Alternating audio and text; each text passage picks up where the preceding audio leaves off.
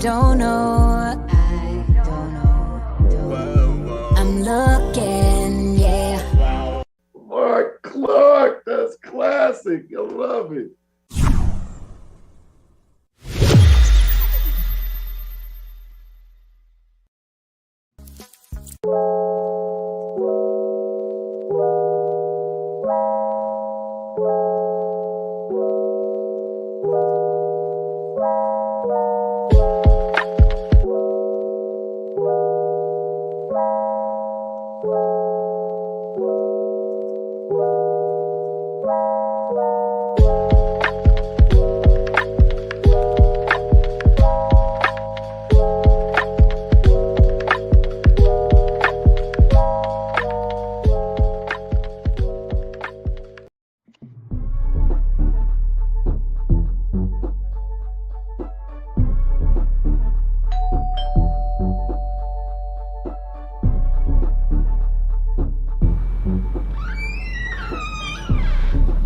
Delicious beverage?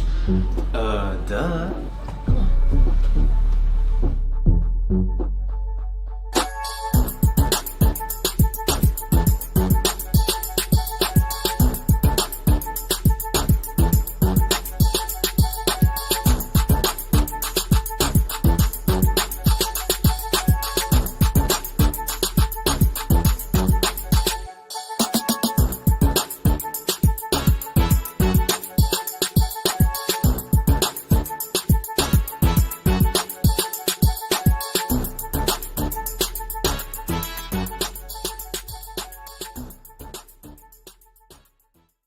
Yo, what is going on?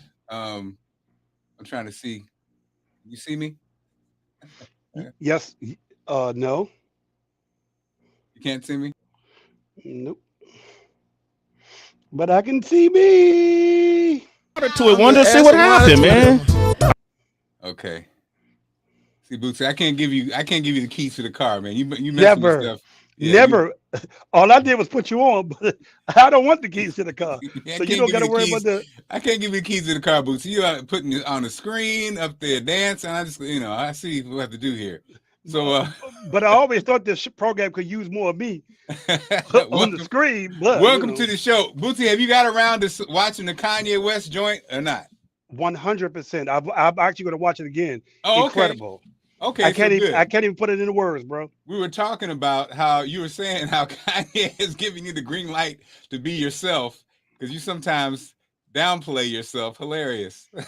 Yeah, but I think everybody has lived through what he's doing. Like to me, I think everybody has a dream, everybody has aspirations, but they let people talk about or they just think it's not obtainable. And the most amazing thing was when he walked in them offices trying to play his music, and they was like, "Get out of here!" Like that was like mind blowing to me. Like they did not pay him no attention. And I do think the other thing is, we always say, "Well, now that you made it, be humble." I think a part of him was like, "Yeah, y'all didn't believe I was going to do this. Y'all didn't, So in a lot of ways, I can identify with him because believe it or not, Maurice White had that same type of life. Isn't that something? And again, for those who don't know, Bootsy worked closely with Maurice White and Earth, Wind and Fire for years. Yeah. And it's interesting, man. I was that part about life, number one, knowing who you are. Okay. Knowing who you are probably is the most important aspect of life to a degree because the world's going to say what they want to say about you. The world's going to feel how they want to feel about you. The world sometimes will try to psych you out about who you are about you.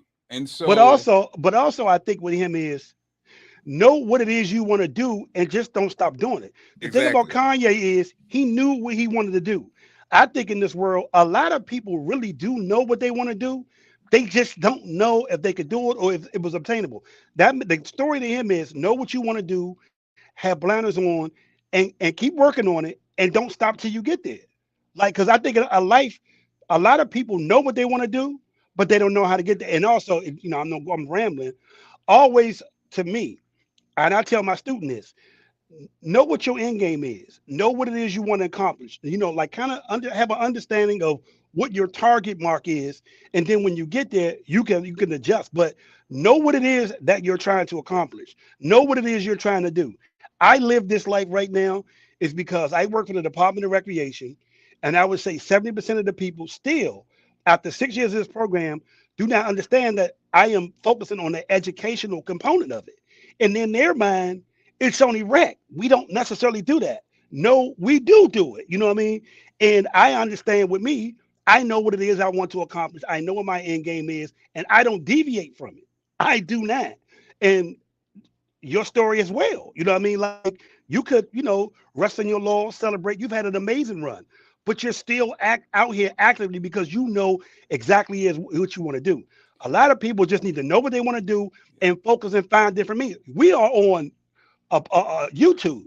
Who would have thought the guy that was the man in Baltimore just on TV would wake up every morning at 10 o'clock to come on YouTube to keep his dream going? So I just think know what it is and keep getting there, keep working to get there. And you never know, as somebody who's experienced it, you never know who's watching. You never know, you never know what's going on in the background. You and I have all these great conversations off the air. And I have to laugh because, like you said, to go from being in the basement and then be on TV every day and then up for some jobs on a national level. It's just funny because, again, what I know is that it does matter. It does, getting up and putting this outfit on.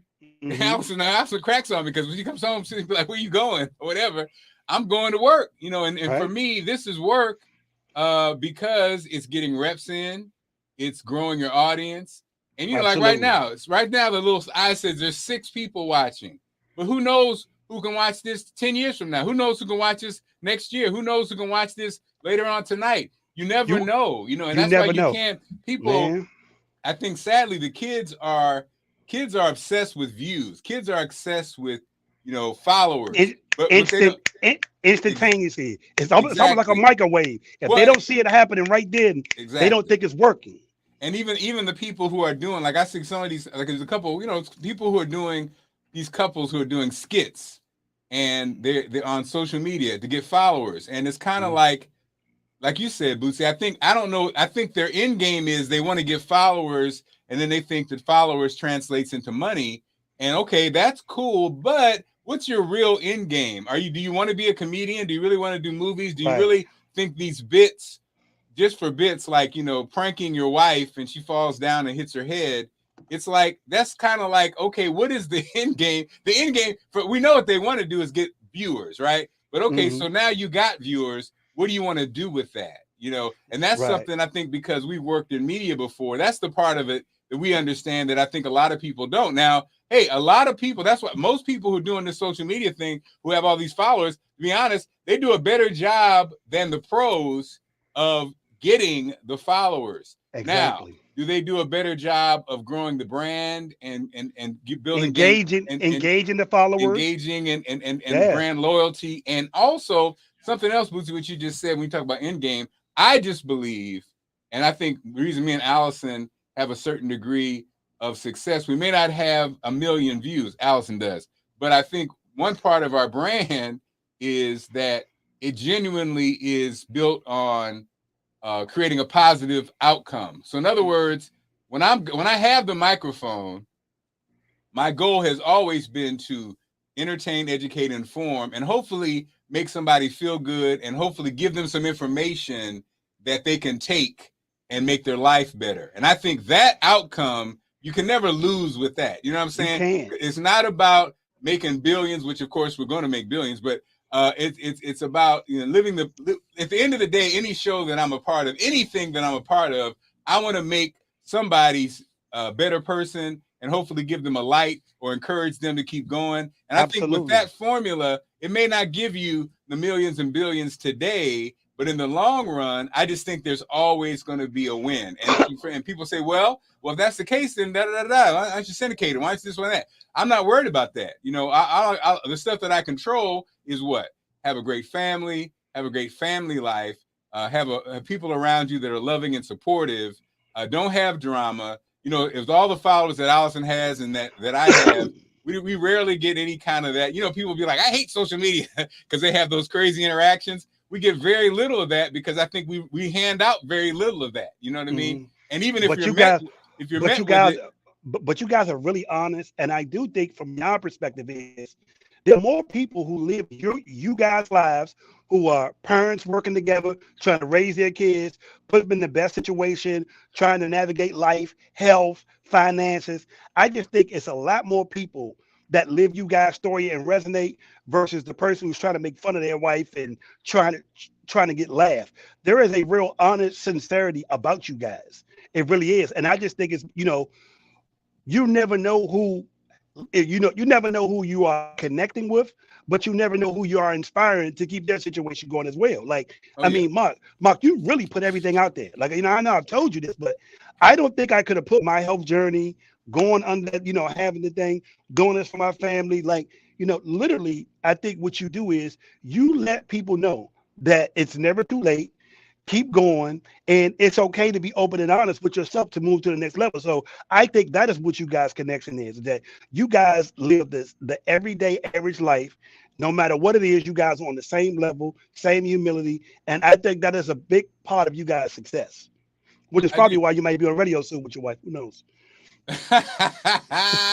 Oh, Bootsy Vegas, you crazy. So today it's basically we're talking about what's going on. I got a couple things I want to share with you and get your opinion on. Charletta, you never know if you will make an impact on someone with something you have said. Let me tell you something.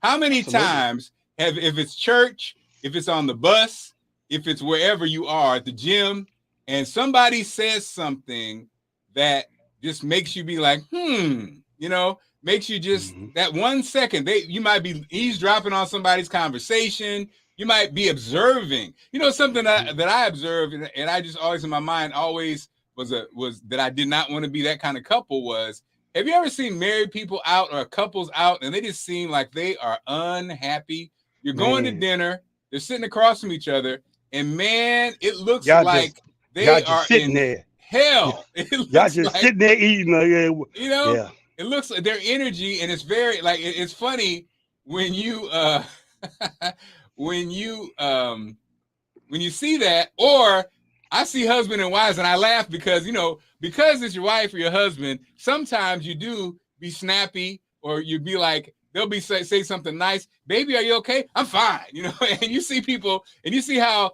ridiculous and how mean it looks, and you'd be like, let me do a better job. Because sometimes with your kids too, you get snappy or you get whatever, and it's just a reminder that you better than that. Honey, what's wrong, honey? I'm fine, leave me alone. He's like that grumpy part, and you'll be like, oh yeah, right. Jarrell, they already worked on that nerve for the day. You can see it, but when you witness it, I remember Bootsy at the mall when I was bigger and I was blocking up space. And I get so irritated when I was to say, honey, move out the aisle, honey. Let the people get through. And I'll be like, I ain't in the mall. No, you are, sir. Mr. I ain't that big. I ain't that big. What do you mean? Mr. 375 pounds, you are blocking the life of this mall. Move your big ass out of the way. But I also was trying to be nice. Honey, move over so they can get by. Be snappy. Like Jarrell said, that last nerve. Or, like I said, Allison always said, on Monday night, Allison, is always going to say it. So now, Bootsy, I just go, okay, honey. She'd be like, hey, babe, but right before she goes to bed, hey, babe, don't forget tomorrow's trash day. In my mind, I'm like, 20-something years. I know. But I'm like, okay, babe. See, learn, yeah, Yeah, so you be like, I don't need to be reminded of that. No, I get you. Right. What am I, 7 years old? Yes, you are, because last week you forgot again. Guess what? I actually forgot today. See? So literally, as I drove off, I looked back like, God, man. So yeah, and even with ourselves, right? Even with ourselves, it's funny because I think we talked about this the other day. I have a neighbor who we're off the air talking about this, Bootsy. My neighbor who I see running every morning, her running every morning, and the dog walkers, right? her running every morning is a reminder that we need to at least walk 30 minutes a day. We all know that by now. We all know we should at least have some physical activity, at least 30 minutes a day. It's like everybody, the kids, the dogs, everybody. But when I see her, I'm always like, ooh, you know, it's a great reminder. Snow, sleet, rain, hail, firestorm. It's like, it's a part. Why isn't this a part of your life every day? You know, why do it? We have to. It's weird. It's like we all know it, but we don't do it. The dogs. We got 2 dogs. Someday they get a walk. Someday they just get. I send them out in the backyard. Go do your thing. But it's like, why am I not walking these dogs? Gabby has a weight issue. Gabby is 22 pounds. Okay, she's supposed to be like 11 pounds. Why am I not walking Gabby 3 times a day? You know you're supposed to, but you know, we just kind of, like you said, Bootsy, sometimes we're not real with ourselves. We lie to ourselves. You know you're supposed to drink that water every day. Are you drinking the water? You got the coffee, Mark. You drink at least 2 cups of coffee every day. Do you get your at least 64 ounces in? Preferably more? Right. Half your body weight? No. Right. And then complain about when you're peeing, you're looking at the pee. Why is it so yellow? Why does it stink? Your dad jokes. Nobody does dad jokes better than you, bro. Wait a minute. Why my daughter this morning give me a breath check? I was like, hey, you got a busy day today? She's like, she offered me an orange. She was like, Dad, what's up with your breath? What's up with the breath? All these little reminders. Kids say the darndest things in your house. Okay. Oh no, the Spencer at 3 reminded her grandma that her breath. She said, your breath stink. We were like, oh Lord. Grandma probably like, y'all ain't doing nothing with this child over here. No. At 17, she is still that same person. Wow, that's funny. But again, it's open line. We're talking today. So Bootsy, let's go through some birthdays. I'm gonna give you the name. You guess their age, all right? Oh, okay. NBC News anchor Lester Holt's birthday today. How old is he? Lester Holt would be about, because I've actually met him and been around him a few times. He's like 71. 63. Okay, let me say this. He's a dynamic bass player. He plays music. What? So yes, he does. He plays the bass. I did not know that. Yeah, and he can really play, Mark. Not like Lester Holt. Okay, raise your hand. Does Lester need to let the hair go? He definitely needs to let it go. Or grow a mustache, because his hairline is back here. Yeah, and Lester, he's sharp. He's a sharp dresser. Yes, but he is. He's got to make a decision with that hair, or does he? Does it matter? Is he at the point where it doesn't matter? You know what? He might be at the point, but at some point, you might just go out to LIG and just let it go. But hey, he's a great news anchor. He's a great journalist, and he's a great bass player. So happy birthday, my brother! 63 years young. Okay, actor Freddie Prinze Jr. The late great Freddie Prinze's son. You saw him. You remember him? He was in She's All That. I Know What You Did Last Summer. Blah blah blah. I would say 54. 46. I'm getting close though, Mark. You're getting close. You're getting close. A study found that in homes where dishes are washed by hand, children were 40% less likely to develop allergies. Now, you know what's funny? I know this because now that all the girls are gone except me, I'm on the dishes the old-fashioned way. Forget the dish. If they're going in the dishwasher, you got to rinse them off and clean them off and put them in the dishwasher. The kids will just put them in the dishwasher, and then when you pull them out, they're dirty. I mean, come on now. Hey, my father I'll never forget this. When I was in high school, my mother wanted a dishwasher so bad. We got the dishwasher installed. The first time we used it, the water leaked out and spilled all over the floor. My father disconnected the joint. We never used it again. Wow, damn! Dad wasn't having it. Oh my God! It flooded. Dad, it just wasn't connected right. It wasn't sealed right. Whatever it was, he was over it. And mind you, my father was from Monroe, North Carolina, Greenville, South Carolina, 2 tours in the Army. He was old fashioned. We go wash these dishes.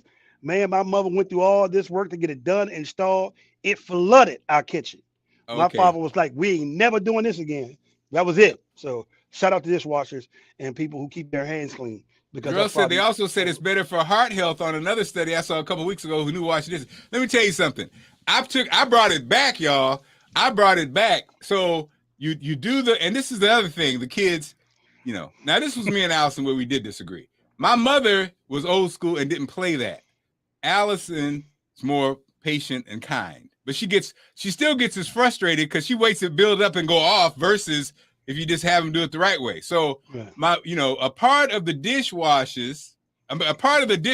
assignment is, Bootsy, clean the kitchen, wash the dishes, take out the trash. That's a part of the whole assignment. When you go to bed, all the food's supposed to be put up, the kitchen's supposed to be clean, and the dishes are supposed to be whatever. But of course, the kids have done a half-assed job, so there's always a dish left. They leave the trash for me. You know what I'm saying? It's like, so now that I'm back, and is it hard for you to discipline? Is it hard for you to discipline them? It's not hard for me to, but I'm Allison always swoops in and saves them, and then gets frustrated when they have not done it right. Now these Negroes are 50 years old, so it's too late now. So now that I'm back in the game, I'm not only doing it, Bootsy, I'm hitting off the last step, which is the first step when you're washing dishes. Is what? You add a little bleach, you let the water sink, you put the sponges in the bleach water, then you wring it out. Now we go to bed. Now the sponges are clean, the sink is clean, every trash is out.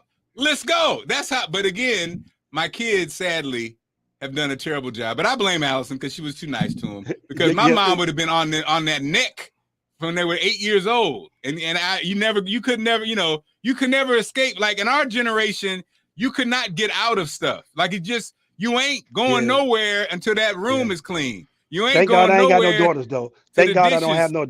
Let me say this though.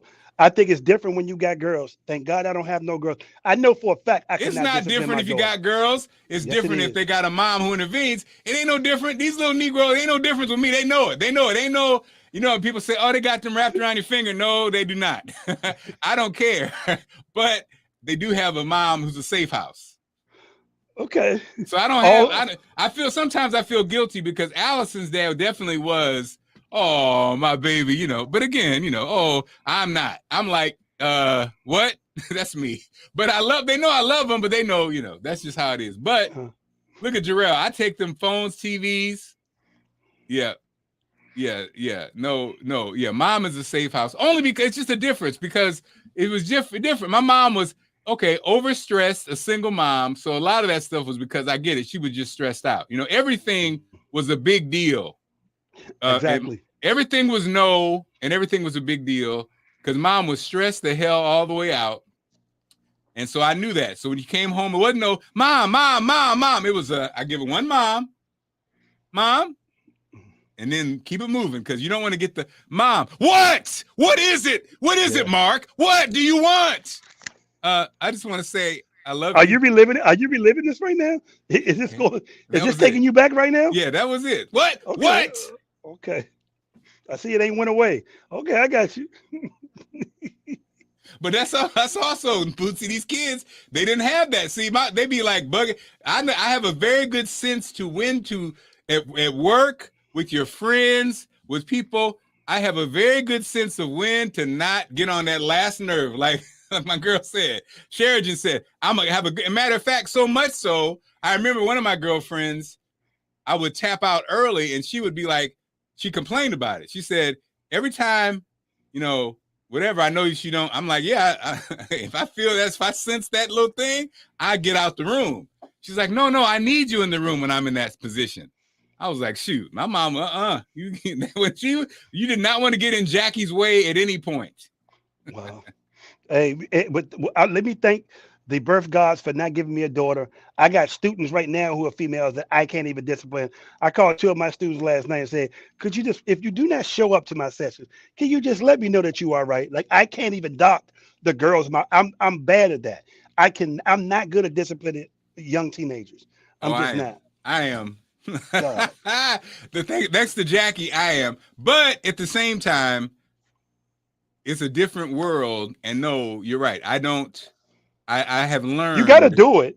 You got to do it. No, It's I all for will. that I will benefit. check them, but it's not like harsh like my mother is. You know what I mean? Mhm. No, I got Look you. at I got you. Jennifer says, "Hubby's ass. I'm the disciplinarian. The total." Yes, Jennifer. They will thank you later. At some point. Oh, what's up? Oh, wait a minute. The voice is in the building. My homie, what up, Two-Face? Face, you got, what did Face have? A girl and a boy, I think. Yeah. So Face, is it hard for you as a dad to discipline the daughters? Are you a softie? Are you a softie from way back? Oh, Allison always says that when I say, because not only do I say it with that energy, and then she'll be like, oh, he's a meanie from way back. Oh, wow. Breaking news. Have you heard, I know we talk about trending topics.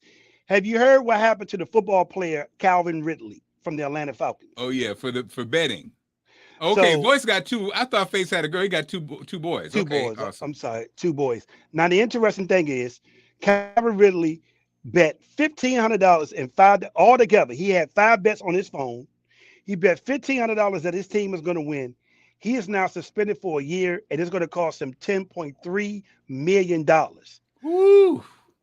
Boy, that $1,500 just cost him. Now, meanwhile, back at the ranch, the Miami Dolphins owner paid the black head coach $100,000 for every game he would lose, and that man ain't got no suspension, no nothing. So it's still an interesting dynamic. And mind you, that is basically point shaving when you really look at it.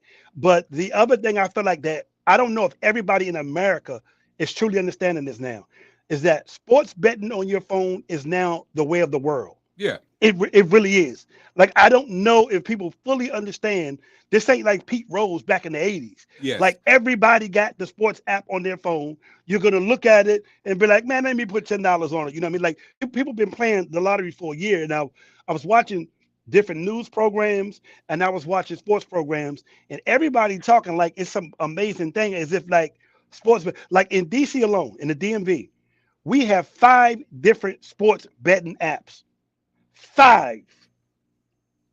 Yes. And I'm like, I can't believe everybody's shocked. And man, $1,500 cost that man $10 million. So Face says it's a single dad being good cop and bad cop is hard to do. Amen, brother. Yes. Sending blessings. You do an amazing job, Face, and keep up the good work. I love you, bro. That's right. No, I'm with you, Bootsy. See, here's the thing. The thing that I realized when I watch the news, and as someone who's now, I guess part of it, and doing the news sometimes. The first of all, context is all out of whack. Context and time and explanation and real conversations are out of whack. Like you said. So the headline is he's suspended for a year for betting. Now, again, we're at a certain age, Bootsy. We know young people, and we also in the media. So there's a whole bunch going on here. And you have to break it down like you just did. Number one, Jarrell says probably has clause that outlaws betting. Yes, it's true. But knowing what we know about young people, we talk, like Bootsy said, betting and how it was versus the NFL is in bed with these companies, these betting companies, these betting apps are in bed and paying the NFL. So on one hand, they're real life sponsors. They're partners. Yes, they're partners. Exactly. It ain't even like they're paying them. We're like partners now. We do this together. Yes. And so number one, yes, that was on his part. It was stupid on his part, but you understand how the mistake can be made because betting and apps and things. There was a time. See, this generation doesn't understand the time it was when Paul Hornung. And even in the sports thing, they are mentioning Paul Hornung and betting compared to this. Give me a freaking break. Your ass knows that is not, that kind of betting is not the same as betting on a damn app. Back then, when you were betting, you were calling Vinny, you're going to Chicago in a dark, dank situation. It was equivalent, almost doing a drug deal. And no, because you don't need to bring up Paul Hornung. You need to put it in perspective like you did, Bootsy. This man makes millions of dollars, was $1,500. He was on an app. He don't even consider it betting because the way it's positioned, all these commercials, the way kids look at it, who would even think it's like gaming? It's the same as gaming. And It's so 100% you got to put it in perspective. And then the guy on sports, I'm concerned his career's hanging in the balance. Man, give me a damn break. It's at the end of the day. At the end of the day, it's like, again, it's two different worlds. And again, I'm not excusing what he did. I think, if I'm his parent, I'm like, honey, you gotta be smarter about this. But it was a bad decision, and it probably is in your contract. But there's a whole bunch of stuff that's in the contract, right? And so, do you know every aspect of it? No. But at the end of the day, I just think it was a mistake. Don't do it, whatever. But at the same time, the league is saying two different things. You probably need to have a real conversation about what betting is now and what gambling is now versus what it was in the past. Again, what Pete Rose he's banned from the Hall of Fame because of betting. Nowadays, are you trying to equate what he did to what Pete Rose did? Come on, give me a freaking break. And if you're if you have a television show, if you have a show and you're talking about sports and you're not putting it in perspective, that's the part that irritates me. And that's what irritates me about news in general. I was telling Alice another day, like, they were doing, like, you just start to see how news is like, and being a part of the machine, the first thing we'll say is, well, we don't have enough time to explain the story. But you know what? There could be a better job done on all levels. Right, exactly. Because Mark, let me ask you a question. What's worse, betting on your team betting $1,500 on your team to win, or paying your coach $100,000 to lose? Because my thing is, isn't that altering the game? Isn't that trying to predetermine the outcome of the game? Well, let's keep it real. And this is what happened. I talked to this brother I met at the CIA. He was breaking it down. He's absolutely right. Number one, like you said, Bootsy, this coach, I remember Bootsy, I told you I felt he was going to get hired. I think we had this conversation. Yeah, Why? Because the NFL owners do not want to go to trial and have a conversation about what he said. Because, like you said, Bootsy, that is a criminal offense. They're going to have to talk about stuff they don't want to talk about. They didn't want it on blast. So they hired him. They hired him because they did not want his case to go to trial. That's a fact. That's a fact. And so now the part two of it is, my friend that I talked with said, and he's absolutely right. Byron Allen probably is going to get a team, probably the Denver team, because the NFL does not want to go to trial. They do not want to open up the books. They do not want to let everybody know how much money they really make. So by him suing and suing them, he basically created an opportunity for an owner to come in. Now, Byron Allen. Why Byron Allen? Because he's black. He got black skin, but Byron Allen is a capitalist first. He has no interest in talking about race for real and all that kind of stuff. He's going to get the team and they're going to move forward because he's also a media guy. But he's also a media guy. They don't want to open up a can of worms. It works out for him well because, like you said, he's a real player in the media space. And so they can negotiate some things that make him happy and keep him quiet, as opposed to Marc Clarke Media and Bootsy Vegas getting a team and keeping it 100% real. You can get a guy who's capitalist first, and that because that's what America is. And so, and you're absolutely right, Bootsy. And but they're not talking about that. What you just said is not going to be said on ESPN. Hey, let me ask you something. Flores said that the da-da-da-da-da said this. They're not saying that because the owners don't want it to be said, and they control all the other outlets. And therefore, and again, that's capitalism, though. I mean, it's not like they're the devil. It's the capitalism. Did you hear the story that Snoop Dogg said 2 days ago that Jay-Z threatened to break up his relationship with the NFL if they did not do that halftime show, that it was still the beginning of the season? They did not want it. And the only reason why the halftime show happened is because Jay-Z threatened to go public and all that. And just go to show you this thing with how African Americans are treated, how they're included in the sport. It's almost like your job was just to entertain and perform. But it was interesting that part just came out, that as much as everybody loved the halftime show, there was still powers to be that could not get that having Dr. Dre, Snoop, and Mary J would be great for America. Well, but the funny part about that is, so Jay-Z threatens to boom, but really all you still got was black folks singing and dancing, you know? So it's like, and that's another trick, you know what I mean? Hey, did you see that, man? Yes, great job.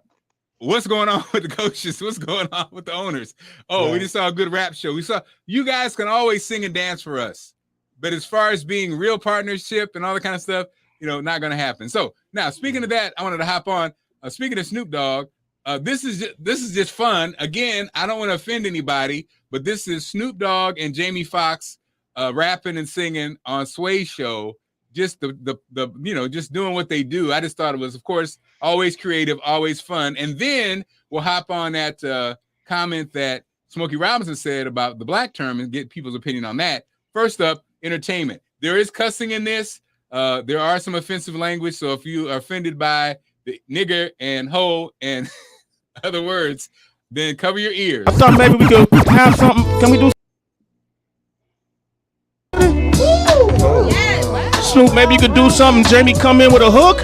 Wow. Sway in the morning, Shade 4-5 exclusive. Oh, by the way, Snoop Dogg is talking about, there was a group of kids, younger people, who went hard on Snoop and said what he wasn't, and he ain't this and he ain't that. But then they backed it up for whatever, some mysterious reason. And so they were talking about that conversation. I should have pulled that, but I couldn't get that on quick enough. Shade 4-5. Bound to get you on your knees. Get him up, dog. Oh, I'm waiting on that. Here we go. Don't listen. Get him up, dog. Bound to get you on your knees. Yeah. Hennessy and smoking weed with Snoop. Yeah. That's what we do. Yeah. Let me break it down. It's like Shade 1, 2, 3, 4, 5. Yeah. Snoop Dogg and Jamie Foxx on my side. Yeah. I got Sway to the right. Heather B, where you at? Yeah. Snoop Dogg about to drop a rap. I come back with a scratch from the DJ. Wow. See, when I rock, they say what he say. Wow. It's Snoop Dogg, S and double OP. Jamie, you see me? Ooh, we, S-N-E-L. Boy, let me break it down and show you my skills, cause I can do it for real. But then I chill. Yeah. They had something on the internet about a white girl, but I didn't get upset. I just chilled. White bitch. Paid it no attention and kept to my mention or my mission. It really didn't matter, cause right about now my pocket's getting a little fatter, cause I sat her down and I gave her some game. I said, don't you ever disrespect my name, cause I'm the one, the only, the S, the homie. And if you do that, I'll leave you stony. That means you'll be on the block by yourself getting shot, and you might not make it to your block, so do not talk about S-N-double-O-P, cause you will be D-E-A-D, you feel me? About to get you on your knees. Get you on your knees, yeah. Hennessy and smoking weed Yeah, dog, hand with dog. Snoop. Hand dog Sway in the morning. Hand dog with the boss dog. Oh, it's Sway in the morning? That's what it In the is? morning, baby. It's Sway Watch in the this morning. real quick. Talk to him, Snoop. Wake your ass up, it's Sway in the morning. I brushed my teeth and now I'm yawning. I jumped in the Sprinter van heading down the streets trying to get to the radio station to get complete. Yes. I stopped to get me something to eat at the store. I stopped to talk to a cute little hoe. She say, Snoop Dogg, can I go? I said, no. So then I kept pushing on to the spot. And when I got there, I had to drop it like it's hot. I had some dope in my pocket, then the cops put me over and they said, Snoop, can we have a shot? A shot, you mean a picture? Get it. Take it real quick so I can get rid of all of this smoke in my pocket. Go upstairs with Howard Stern and burn, cause it's my time to learn. Let me show you how it go when I'ma steal the show. It's the morning show on the radio. Shade 4-5, Sway do it up. What? Have a B in the cut, we about to fuck it up. Jamie Foxx to the left, and I'm so deaf. I can do this shit until I run out of breath. Goddamn. My breath smell good cause I brushed with some motherfucking chronic this morning. Can you smell that? There's nothing more left to say. Sing it to me, dog. Up in the morning with my nigga Sway and my nigga Snoop. So Snoop, Wow. having fun, doing what That's he a does. hit. You know what? That's a hit. That's a hit. Just like Donnie Simpson, we have to say Snoop was iconic the first time we saw him, wasn't he? Like the Yep. first time was that what was Yep. it? What was it? Was it was Dr. it Dre yeah, Day. Yeah, Dre Day. The first time we saw this thin rapping, he had his sound, the look, everything about him was different, right? He was his own sound, his own look, he was his own everything. And kind of like, again, like Donnie, like you know, from day one, there are very few people that come along, I think, that are just iconic from the rip. I think he definitely was, right? Yeah, some people were in the right place at the right time. But I do think I always compared Snoop and Dr. Dre to Paul McCartney and John Lennon. There was something that they like, far as a hip hop perspective, because his production style and Snoop's melodic voice and the way he did it, they were always a perfect match. And as you know, as a guy that was doing radio, that did not exist like that before they came. Like really, the way they did it, like I think people don't realize why the Chronic was really so successful, because it was also an introductory to a new thing with Snoop. So I mean, Snoop has always been like that since the first day we saw him, and he still has that thing with him. You know what I mean? Like Snoop is like the hip hop Willie Nelson. You know he smoked weed. That's true. You know he smoked weed. You already know what it is. I'm gonna have fun. I'm a stoner. I'm the life of the party, and you're gonna love me while I'm doing it. And 30 years later, it's like think how many rappers started when he started that we don't even talk about no more. Right. We couldn't pick them out of a lineup if they walked in here. Well, when Sway introduced him, he said the most famous rapper ever. And I was thinking about it. I think he's right in that, like you said, you talk about like even a Jay-Z, you talk about that people know the name, but people like know Snoop. You know, it's like they have an opinion of Snoop. It's like there's some place that he made them laugh or smile. You know, it could have been with Martha Stewart. It could have been with his commercials. It could have been. Think about that though. Think about that Martha Stewart thing though. Like, just think how he has found ways to make himself fit into things that traditionally rappers don't. Right. And not being anything different than himself. That's another part. Being authentic, it's hard to be authentic in the general market world. And Snoop, he's pulled it off. And also you can't forget about obviously the talent of Jamie Foxx. Like Sanders says, you know, both of them ad-libbing, both of them amazing artists. That was Jamie, incredible. That was the other part. When you saw, it was great seeing Jamie in the Kanye West, because we've heard Jamie talk about that story, but the fact that he had filmed that Cootie had filmed that session, because Jamie talks about that. So if you guys watch the Kanye West special, Jamie tells the story that he was having a party. And Kanye, they didn't really know Kanye. They knew Kanye as a producer, but like as the backpack producer, Kanye says, I got a song for you. I got something for you. I need you to record. He said they go to the back of the house and they record it. So Jamie in the story talks about how Kanye always knowing what he wants. Jamie was trying to add some singing to it, some riffs to it. And Jamie was, and Kanye was like, no, sing it straight. Do it like this.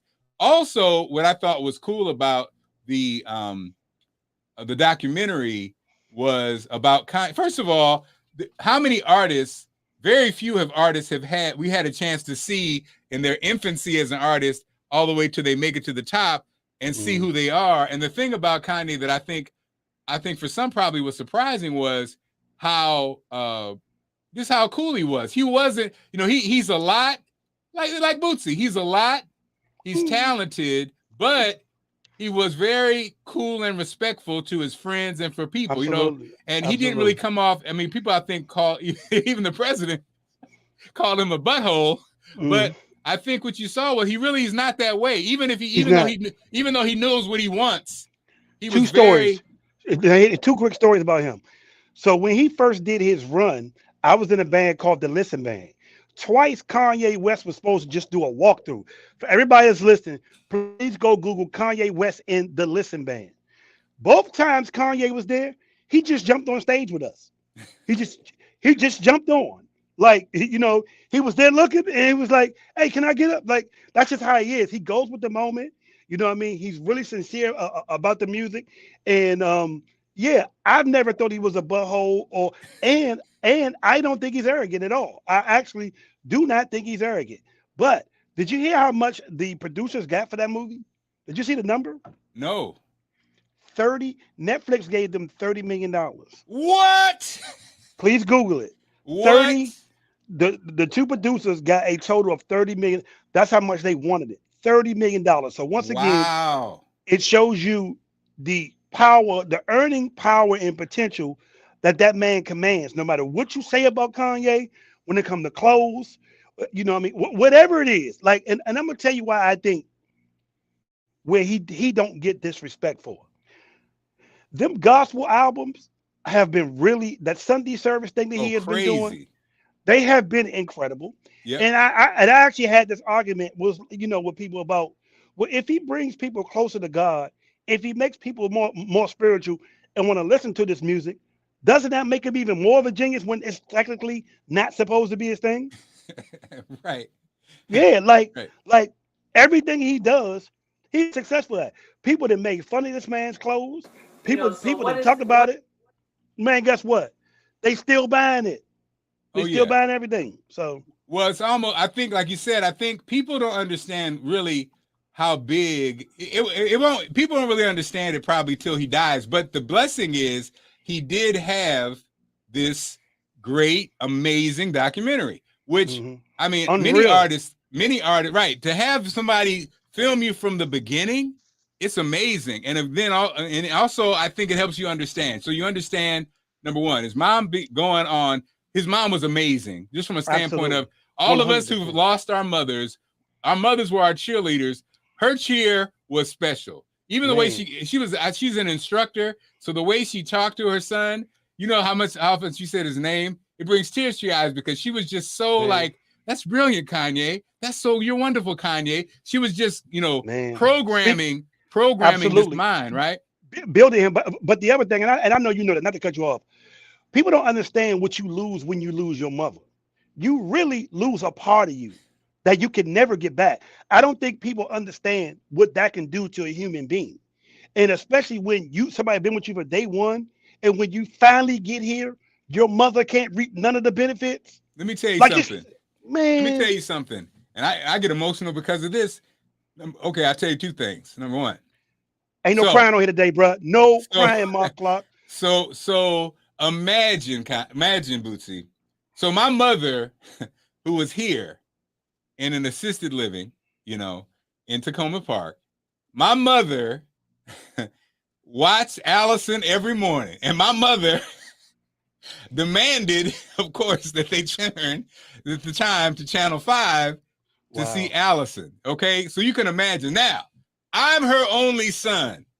Bootsy, could you imagine how I would have felt for my mom to hear us on WHUR? She passed away right before that happened. Man, you about to passed away. Man. Can you imagine? So the funny part was, Bootsy, can you imagine how mad they would have been at my mom? Because we were both on Channel 9. My mom would have been like, the TV got to be on for Allison, and then from 9 to 10, it would have had to be on for me.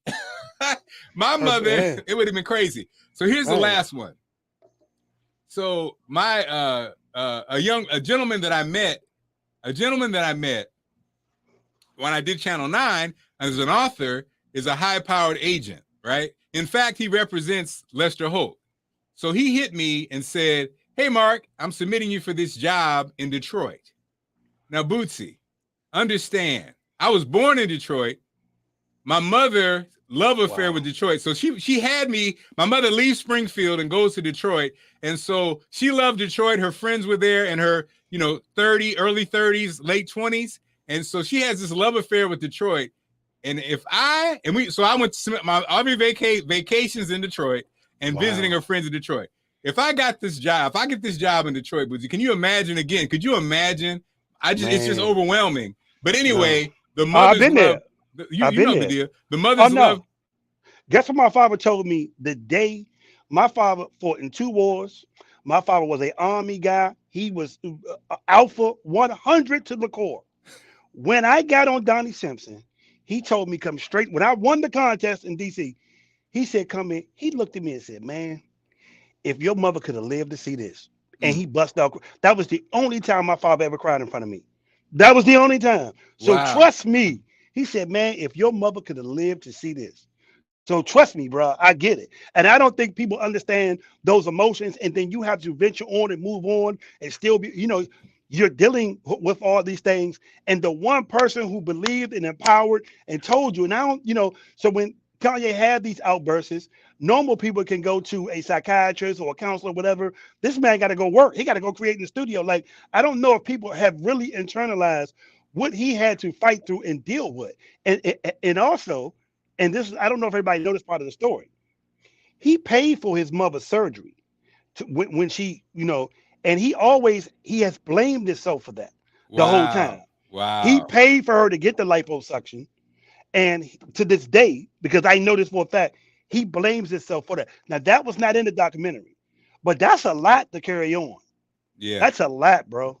Man. Well, speaking of Kanye, so back in the day, Kanye West came by the Big Fat Morning Show. For those who haven't seen this is Kanye West on the Big Fat Morning Show. And for those who don't know, I was a host of Marc Clarke and the Big Fat Morning Show in Baltimore for about 10 years. This was Kanye. Legendary. So where do you stand, you know what I'm saying, when it comes to that relationship with Jay-Z and Dame?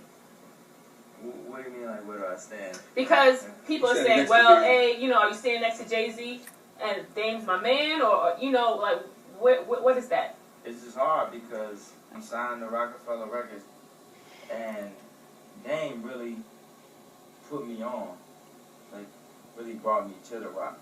So it's like, no pun intended, like a rock and a hard place when they split up. Mm-hmm. It's like if a parents had a divorce, like no kids had to be faced with, do you want to go with your mother or your father? Mm-hmm. So I went with Jay-Z.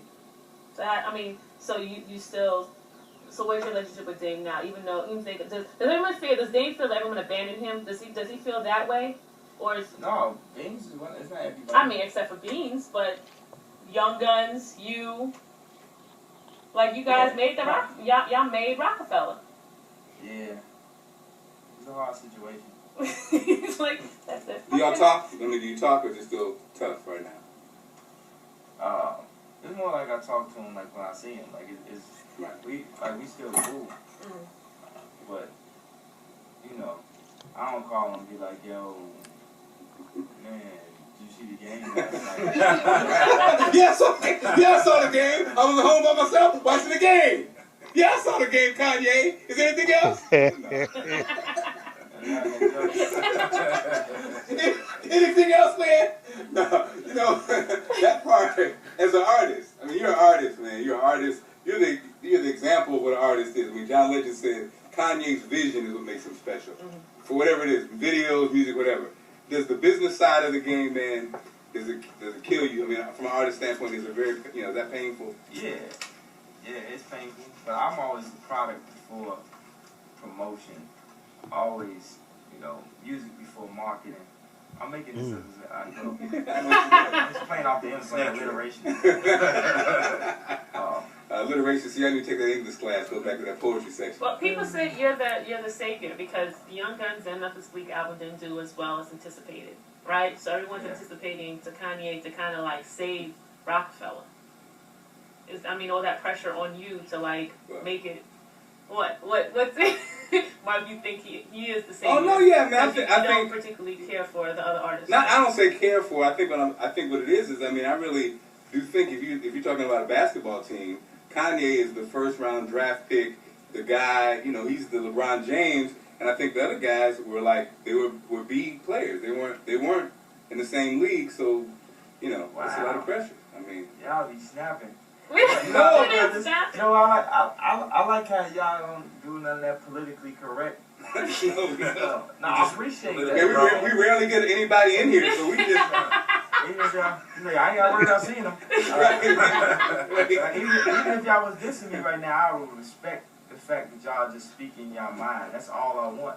It's so, so few and far between just in this game where people really speak what they feel, but they scared of losing their position. The program directors, I'm like, oh, he ain't gonna do that, The label gonna get mad, blah, blah, blah. But y'all just saying, man, I could really kick it with y'all somewhere, man. I'll have to. That's right. I sit up and play my music for y'all because I think y'all would give me a real opinion before the fact. Because, now to the point I'm famous, people just like, hey, yeah, that's great, Kanye, whatever. Man, I ain't never like that one.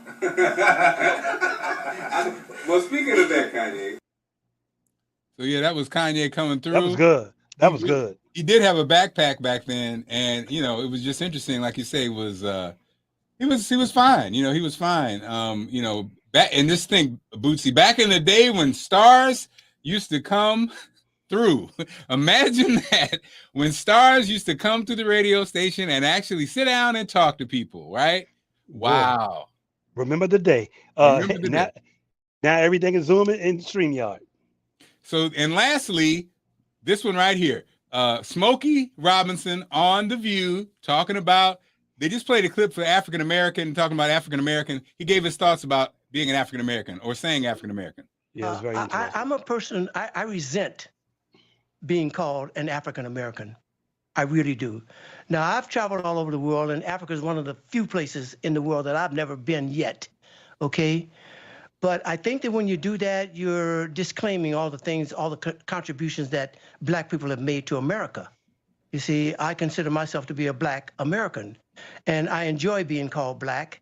And Black has been so negativized as a color down throughout history by those who wanted to negativize it. And so it spilled over into the Black community, into the Black people. And even Black people back in the day calling each other Black was a sign for a fight or something like that, because it had been so negativized, like Black was just so negative. So I resent being called an African American, because Black people have contributed so much to the development of the United States of America. You mentioned the poem, and I sent you guys these books, Black history books, and I hope each one of you got them. It tells all the Black contributions that Black people have made to America, okay? And in the poem that I wrote called Being a Black American, there's a passage that says, all the wonderful Black Americans who served in the armed forces and gave their lives in all the wars, they did not do that for Timbuktu or Cape Town or Kenya. They died from Mississippi and Alabama and Georgia and Louisiana and Texas and Virginia, okay? So that's how I feel about it. And so here's the thing about, like, to me nowadays, and again, the beauty of a show like ours is we have time. We have time, right? And the beauty of, and I think you can put things in context. So, first of all, you have to look at the person. First of all, he has every right, everybody has every right to feel how they feel about whatever. And that's the first thing. 80, right, the first thing, right? Smokey Robinson is 83, 84 years old.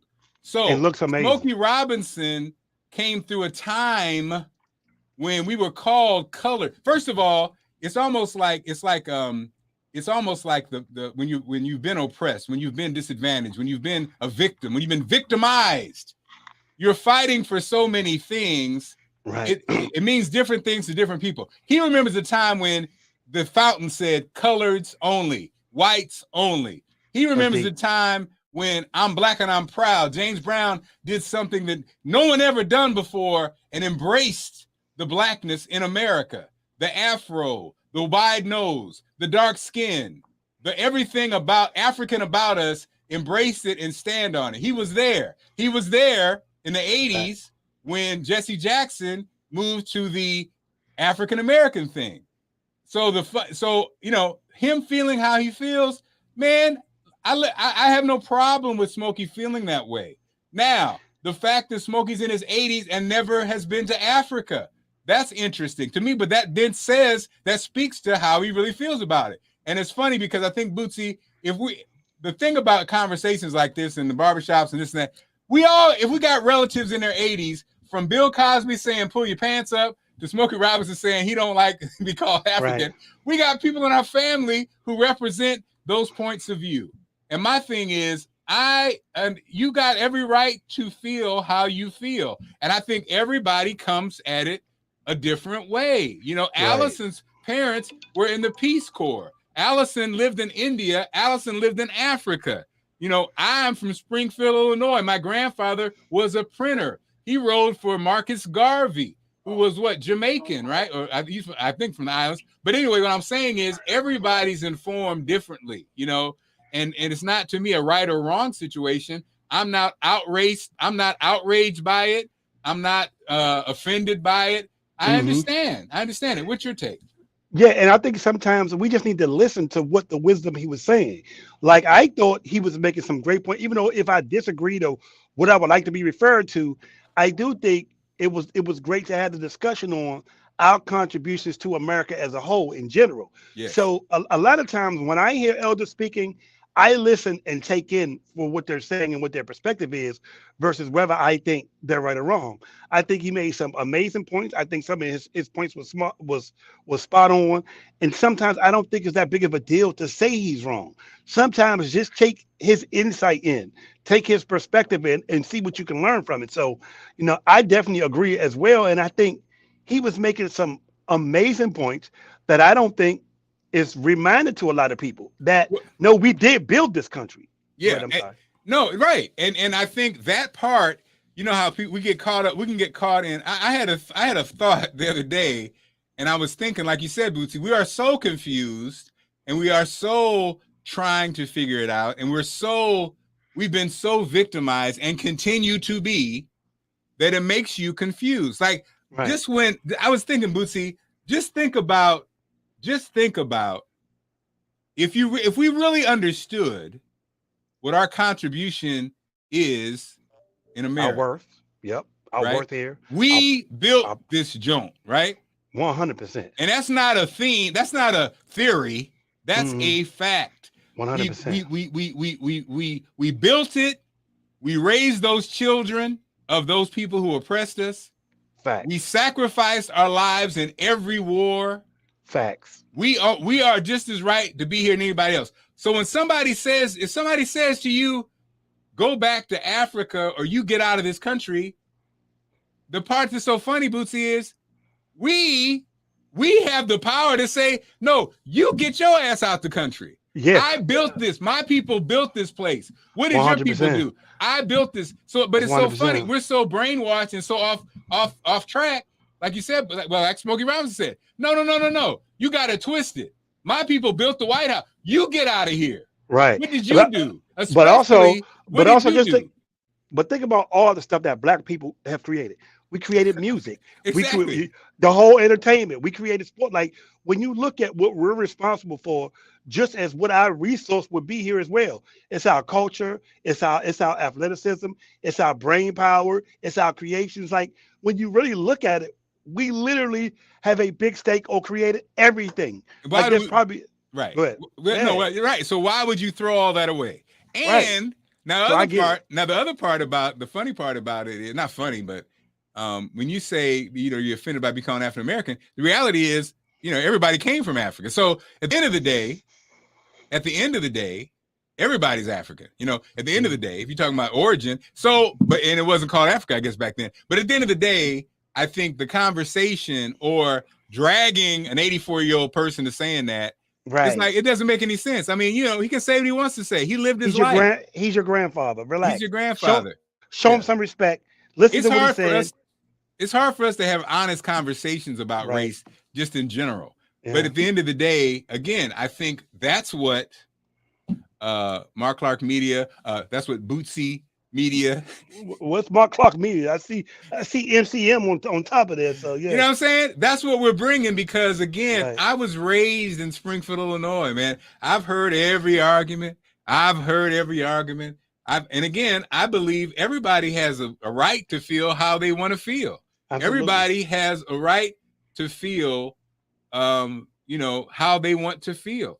Like lady says, I saw that. Everybody didn't come from Africa. No, see, again, people feel passionate, and everybody has a right to feel how they want to feel. Right. And again, what's right and who's wrong? Who cares? I mean, your perspective is your perspective, Absolutely. and I believe it. I'm intrigued, and I love to have conversations about, because to me, like you said, Bootsy, I'm not tied to any of it. And it doesn't matter because at the end of the day, how you as an individual choose to approach life is your journey.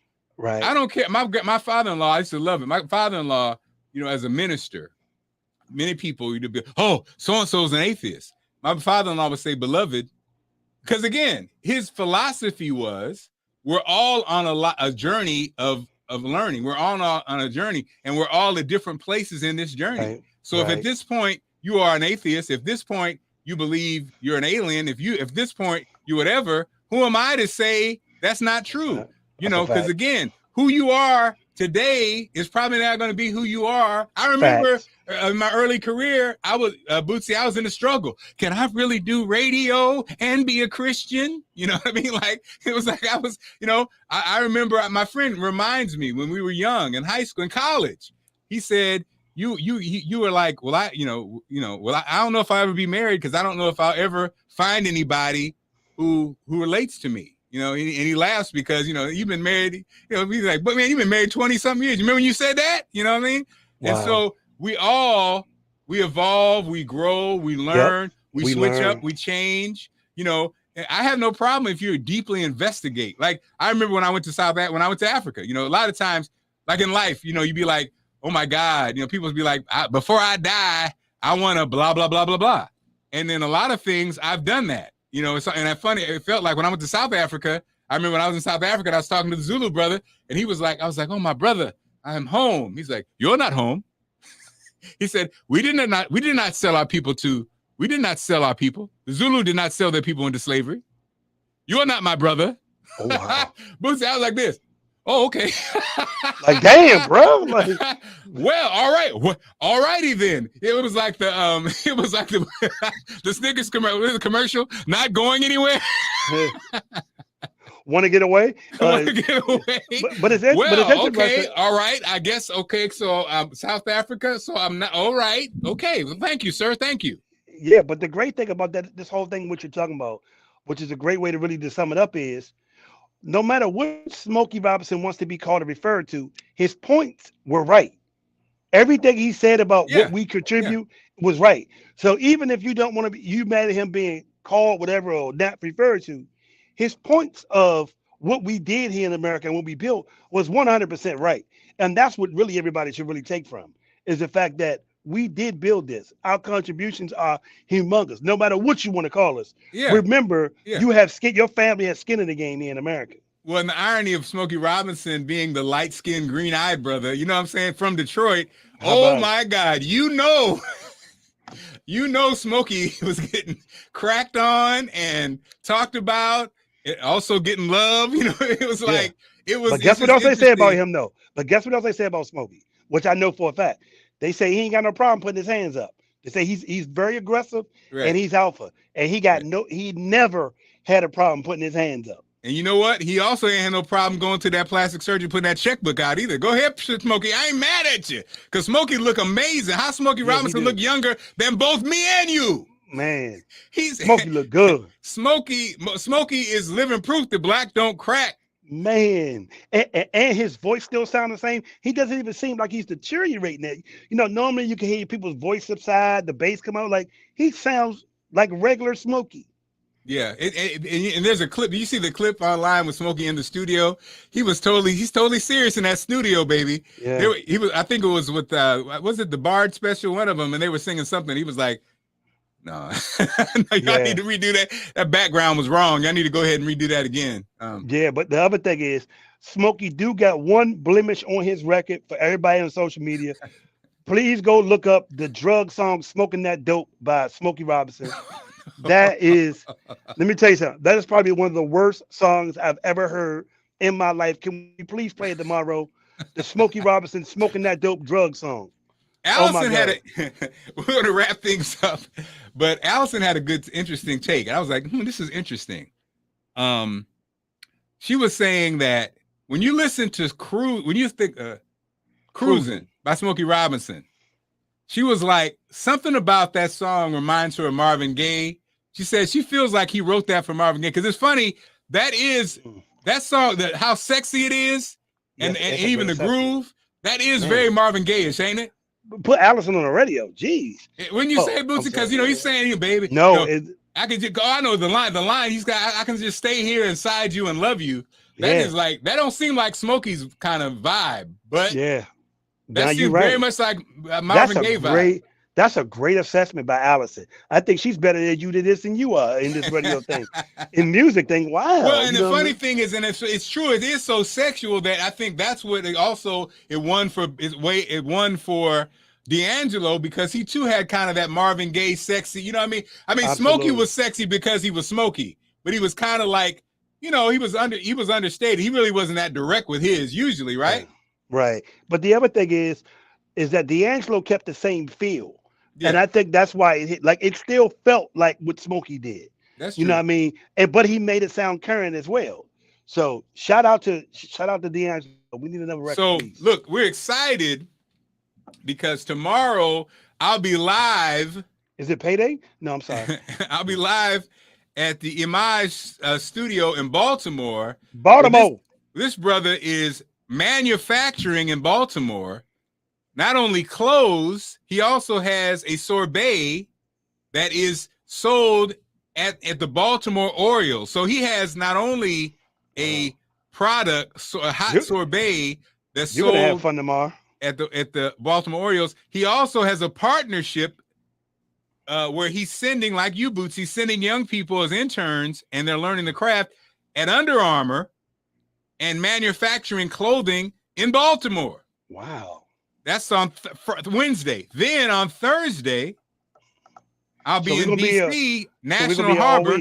Okay. Thursday, National Harbor, at a Black-owned eyewear manufacturer who's going to make custom glasses for me while we're on the spot. Shut up. And the beauty of it is he has... Is he charging you? No, go ahead. I'm sorry. Manufacturing going on where, as viewers, watchers, listeners, you can also, from the comfort of your home, have your custom eyewear made while we're broadcasting. So, wow. Bootsy, do you wear real glasses or you just wear sunglasses? No, but I always look good in glasses, so I'm always open to getting a pair. You know, but no, I don't wear glasses. Okay, who knew? Who knew? Yeah, right, but I probably need some. Who knows? All right, so have a great one. Yep. And we'll see you tomorrow. Thanks, everybody, for contributing. If you're watching this live, thank you, thank you, thank you. If you're watching this at another time, thank you, thank you, thank you. Please tell others about the show and make sure you subscribe to Reinventing Marc Clarke, the channel, and we'll see you